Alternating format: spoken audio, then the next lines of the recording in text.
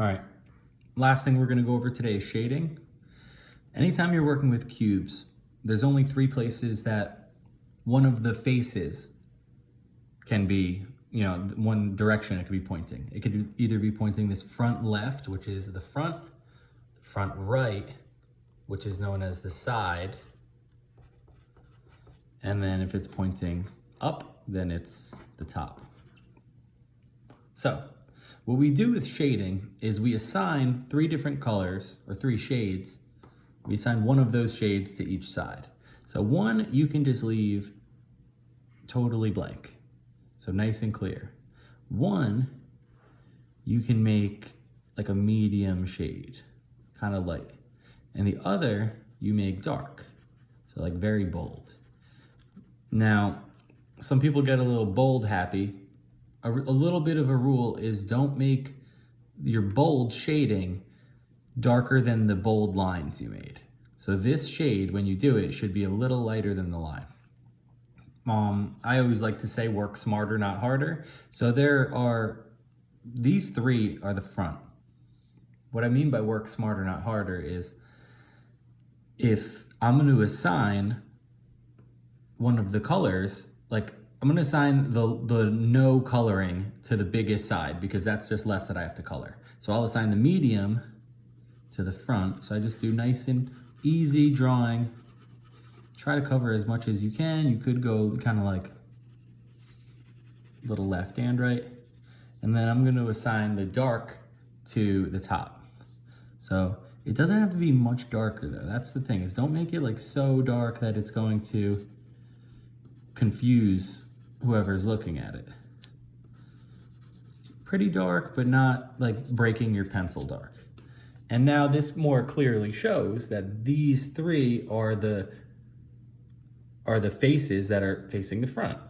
These top three are all really square. Some of them are just hidden and they're all facing the top. And then the not shaded inside at all, that's all facing this side.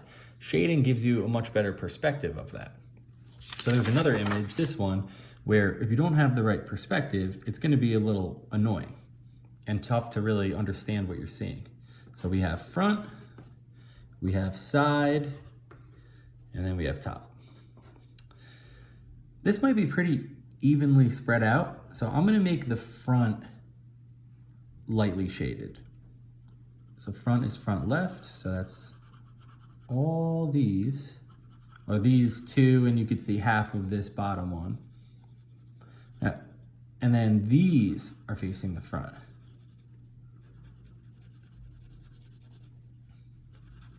So I did that with light, and then the ones that are facing the side are these three, little L, and that. So I'll make that dark.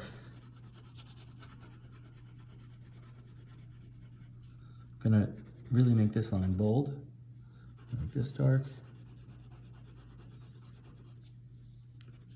Oh, I missed this one.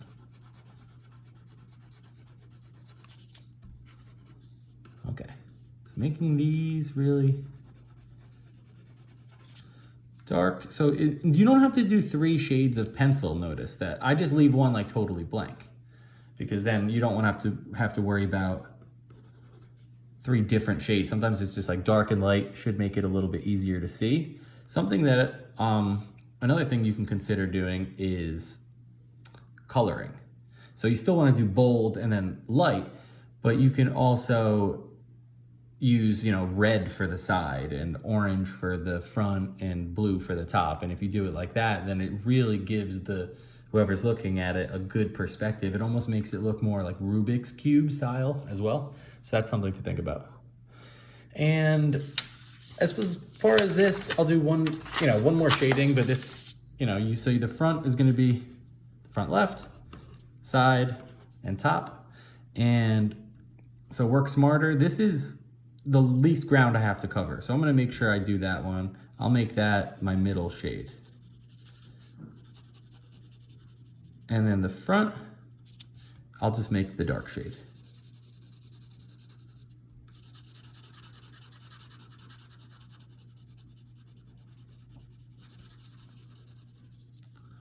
Good. just gives it more perspective. But with a nice easy drawing like this, you actually don't even really, I mean, you still should shade, but the viewer can kind of understand what they're seeing with it with a nice easy shape like this, is what I meant to say. All right, that's shading.